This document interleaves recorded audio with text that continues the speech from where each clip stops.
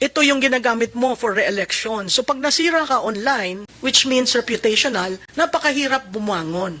So pag sunod-sunod yung sinasabi, it forms a certain conclusion in the mind of the receiver of the information. Hence, I would say, si Congressman Abante, talagang ang gulo niyan, hindi mo maintindihan kung saan. That is a conclusion arising from fake news. So if your brand is destroyed, it's going to be very, very hard for you to increase your trust. Natatandaan po ninyo ito, sir. May awareness, may tiwala. Awareness, pwede kayong universal. Ang tiwala, napakahirap i-earn. Ngayon, pag nakikita, ginawa yung issue sa inyo, sa distrito nyo, uuga ho yung tiwala. At alam naman po ninyo, ang tiwala, in a 45-day campaign period, mahirap pong ma-rebuild. So kung hindi nyo sasabihin hindi totoo yan, ang mga constituents nyo will always say, tinan mo, nagnakaw yan. Tinan mo, yumaman yan. Very hard to control. Especially during a very heated 45-day campaign period. Wala na ho kayong chance to clear that out. Representative Benny Abante, you have the floor.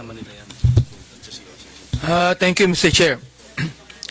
Naalala ko lang po ang sinabi ni dating Prime Minister ng UK, Winston Churchill, na ang sabi niya, some people's idea of free speech is that they are free to say what they like.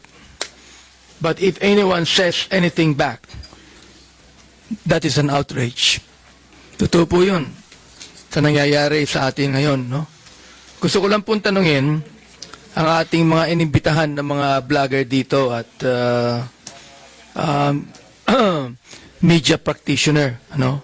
Siguro ang unang pwedeng sumugot nito ay si Miss Malu. I just would like to know the real definition of fake news sa inyo. Ano po? At ito ba ay buong Pilipinas na ba to? O dito lang sa Metro Manila? Please. Mr. Chairman, Congressman Abante, fake news can either be misinformation or disinformation. Misinformation is walang malicious intent. Nagkamali, for example, ang birthday ni Jose Rizal ay February. That's misinformation. Pero yung disinformation, pag sinabi mo na ang birthday ni Jose Rizal ay nung November 30, meron ka ng malis doon kasi alam mo birthday yun ni Andres Bonifacio. Malinformation on the other hand is manipulative propaganda. And there's such a thing as in propaganda, there is good propaganda and there is manipulative. You want to achieve an end goal which the facts do not bear you out.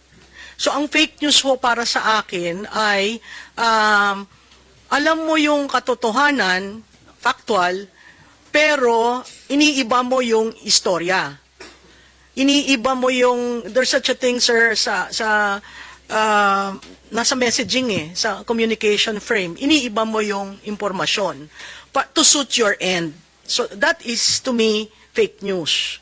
Kung sinabi ko, sir, na si Congressman Abante ay taga Manila, that's fact. Pero pag sinabi kong si Congressman Abante ay taga Manila pero tumitira sa Quezon City, the facts do not bear you out. So that can be seen as manipulative if I say, hindi actually botante yan eh. That is fake news. But it started with facts. Nakatira si Congressman Abante sa Manila. Tapos ang sumunod, hindi naman, sa Quezon City yan nakatira. So hindi botante. Ergo, hindi kandidato. Do you call that misinformation or disinformation? Sir, that is already disinformation as far as I'm concerned. The misinformation is, hindi naman dyan sa Quezon City. Wala kang facts. Diba? So how do you rebut that? By showing that you are a resident of Manila. Marami kasi, sir, nangyayari dahil dyan sa fake news, yung reputational sa online, lahat siguro ng mga politiko na aapektuhan yan. Kasi meron kayong reputation that to a certain degree is your ito yung ginagamit mo for re-election. So pag nasira ka online, which means reputational, napakahirap bumangon. So, pag sunod-sunod yung sinasabi,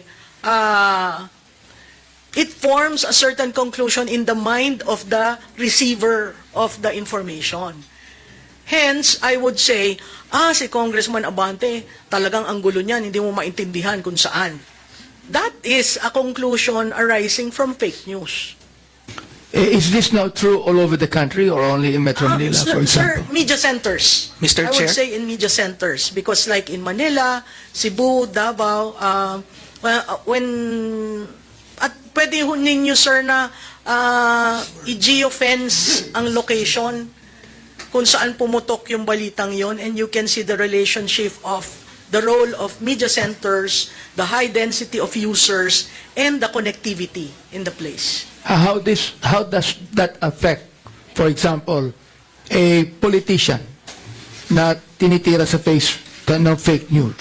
Sir, alam nyo, pag tinira kayo, ang kailangan authentic ang inyong reply.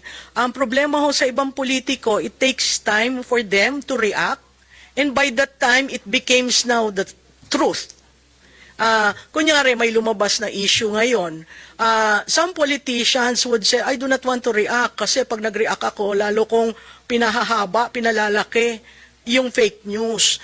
Pero kung hindi ho kayo magre-react, that in itself becomes now the narrative, the controlling narrative, which is very, very hard to respond to, especially going into campaign.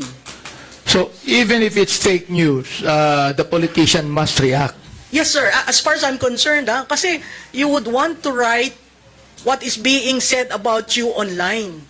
If you don't, it becomes a crisis for you. It becomes a reputational issue. And that is your currency when you run for public office. Sa political consulting ho, ang tawag doon, that's your brand. So if your brand is destroyed, it's going to be very, very hard for you to increase your trust. Natatandaan po ninyo ito, sir. May awareness, may tiwala. Awareness, pwede kayong universal. Ang tiwala, napakahirap i-earn. Ngayon, pag nakikita, ginawa yung issue sa inyo, sa distrito nyo, uuga ho yung tiwala. At alam naman po ninyo, ang tiwala, in a 45-day campaign period, mahirap pong ma-rebuild. It will take time. For Pero that tiwala. ang paniwala ng iba, Ms. Malu, when you react, you become defensive. Kanina, nabanggit mo na you have to be offensive on this, di ba? Sir, kasi sa akin, the best defense is offense. And when you just say, when you be your authentic self, you're opening yourself, ito ako hindi totoo yan. So kung hindi nyo sasabihin hindi totoo yan, ang mga constituents nyo will always say, tinan mo, nagnakaw yan. Tinan mo, yumaman yan. Very hard to control. Especially during a very heated 45-day campaign period. Wala na ho kayong chance to clear that out. So bago pa mag 45-day campaign period, sinagot nyo na. And then you can reshare that. Then you can, push it and make it viral. So, Mr. Chair, kailangan sa online din, kailangan gumamit. Yes, sir. Kailangan gumamit ka din ng vlogger. Yes, sir. Hindi, sir. Pwede Hindi. ikaw na sa sarili mong page. Ganon. Oo, kasi yun yung authentic self mo Kung pag ginamit mo sa mainstream media, it becomes fodder for news. Lalaki yung issue. 'Di ba? Pero kung sa page mo lang sinagot mo yan, hindi totoo yan. Oo. Ito ang aking pag-aari, ito ang aking paniniwala. So, it is not enough, for example, like sa SOCMED, fake news, hindi naman kinukuha ng mainstream media yan. So, it's not enough na hindi ito kinukuha ng mainstream media sapagkat hindi naman totoo yan, di ba? Yes, sir. Kasi forever nandyan yan. May footprint nung negative reaction sa'yo. So you really have to, kung minsan nga, katulad doon nung exchanges kanina, yung pala 3 years ago pa yung video, so it remains there.